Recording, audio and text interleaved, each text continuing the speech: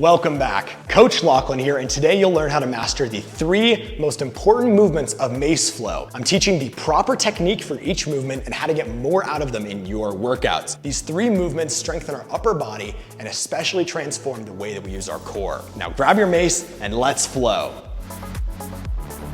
The first of the big 3 is the shield press, and my favorite part about it is that you can do it explosively. But before I explain that, let me teach you the basic press. To begin, we're going to come into warrior stance, both hands bottom of the mace, nice active posture, nice active core. And from here, I'll bring one hand to the top of the mace, bring it down parallel to the floor, across my body, pulling it nice and close, like I'm at the top of a row, pulling the mace against my body. And from here, I am simply going to push my tail hand down and the globe hand high, vertically into this press. And I'll bring it down. You can prayer switch, making prayer hands in the center, switch to the other side, and then repeat, and same thing, pushing the mace out pretty much vertically, nice and strong. And I'll bring it in, switch again, and this is the basic shield press. Now there are 2 things you can do, actually 3, that are really spectacular for your workouts. The first is that you can add tension. And what that means in the context of a shield press is that when I have the shield in front of myself, I'm going to be squeezing my hands together, meaning my bottom hand wants to push the mace up and my top hand wants to push the mace down. So I'm going to be squeezing the mace like I'm trying to snap it and adding tension. You can also twist, you can also try to pull your hands apart. That's another opportunity as well. But creating this tension is going to engage your shoulders, your core, and your arms much more, and it's gonna be absolutely incredible. So add the tension, that's the first tip for your workouts. Second main tip is the explosiveness that I mentioned earlier. In the explosiveness, I'm controlling the mace from this really nice, strong position, and I'm simply going to speed the movement up by punching. It's like I'm trying to punch with both my hands at once, straight out. And again, I'll be sharply exhaling with that press. And that is how you can add some explosiveness. One of the really cool parts of this is that it is rotational. So you'll notice I'm pushing my hand out and it'll activate my chest, and my opposite hand is rotating in the opposite direction. So, very cool movement. And the final component, and this relates into the rotation I was just talking about, is making the shield circular. Another opportunity you have, especially from this position, is that you can, instead of pushing straight out into that press, if you pivot as well, you can actually drop the mace head down, tail points up, and then you can flip the mace over. I'll face this way so you can see that again. So dropping the mace down and then flipping the mace upside down. Now you're wondering why this is valuable. There's really one main reason that I really enjoy doing this. And that is that in this motion, I have the weighted head of the mace as low as possible. My tail hand is going to be supporting by adding a little bit of tension.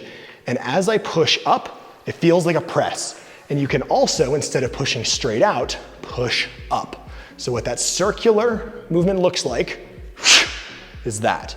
And it mimics almost a throwing movement, like a throwing press, and it also can be done explosively. So this is a very special movement, a very cool one, and one of my favorites to use within workouts. It's excellent for beginners, and every veteran should be doing it too. The arrow is the most challenging of the big 3 because it puts the heaviest part of the mace the furthest from our center line, which requires our core to be engaged in a very particular way, along with our shoulder position, and we have to defend those very fiercely and maintain the stability throughout the body. Now, to perform the arrow, there are actually 2 variants. The first one makes it easy to learn and practice if you have some of those shoulder challenges, and I'll start there. So to perform, we'll come into warrior stance, both hands bottom of the mace, and from here I'll bring one hand to the top of the mace, bring it down across from hip to opposite side shoulder, and from here I'll push into what's called a half arrow. So I'll extend out to the side with the heaviest part of the mace directly over my elbow. In this position, I'm still able to get the benefits of doing the arrow without having the full arrow putting all that pressure through my bicep and my shoulder. So this is a great place to begin.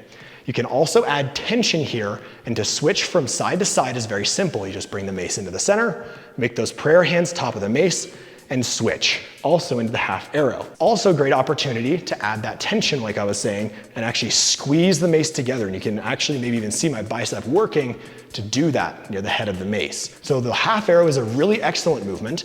And next will be the full arrow. The full arrow will push the mace all the way out, parallel to the floor, straight out to the side, and I will be having my hand near the head of the mace be pointing up. The palm will face up, meaning my shoulder is in full external rotation.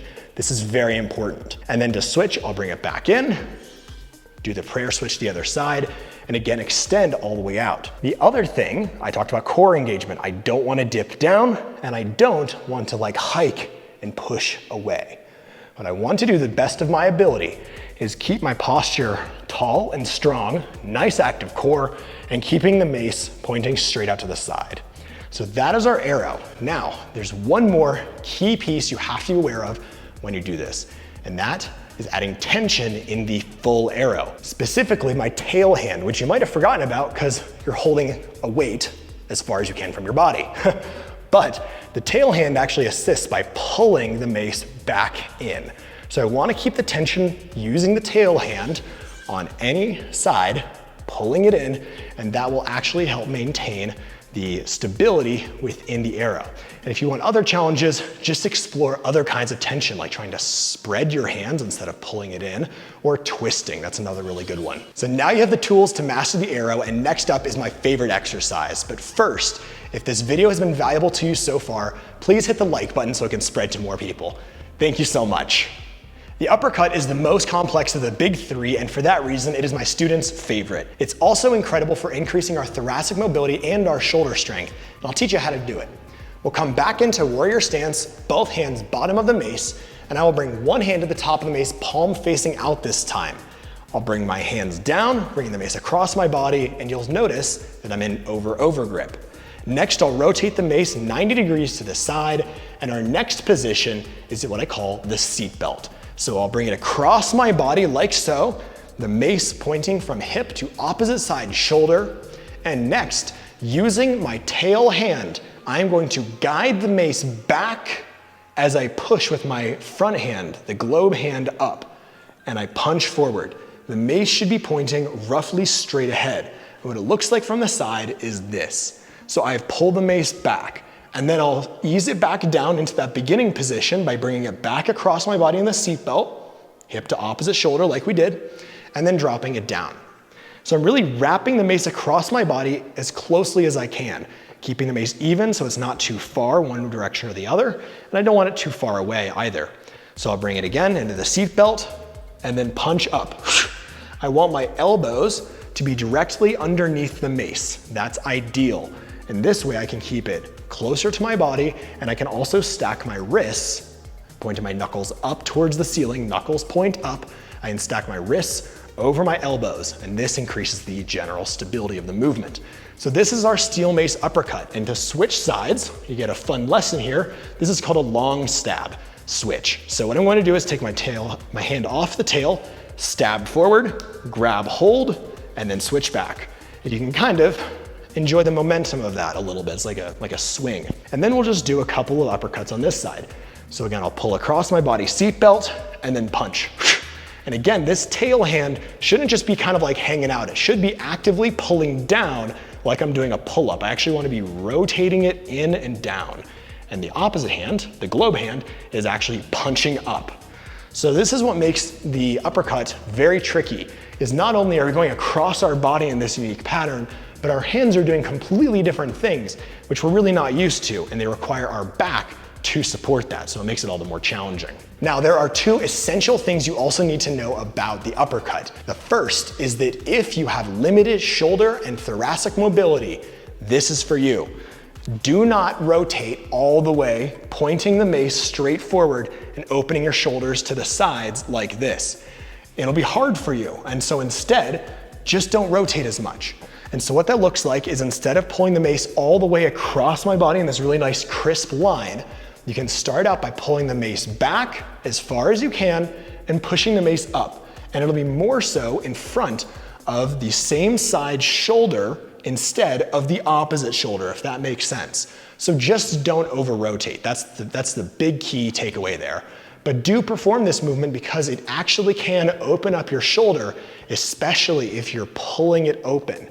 That way, you'll really be increasing your range of motion. And finally, I want to talk about adding tension. This is the key to our workouts. I've mentioned tension in all of these movements, and the uppercut, it's the most important for. So here is how you add tension in our uppercut. Same process. You're going to be squeezing your hands together, ripping apart, or twisting. Those are your big three tension tactics, so to speak.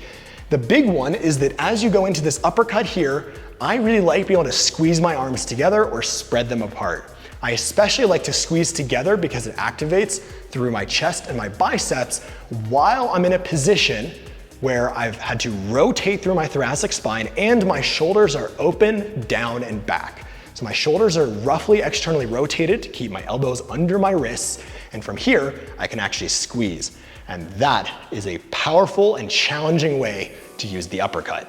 If you enjoyed these 3 movements, you will love the 8-week Mace Flow training program I'm launching in March of 2024. It has 24 unique drills, and it's exactly what I wish I had back when I started my Mace journey 5 years ago. There's a link in the description below to my website where you can sign up to be the first to know when this program launches. And thank you so much for watching. May the Mace be with you.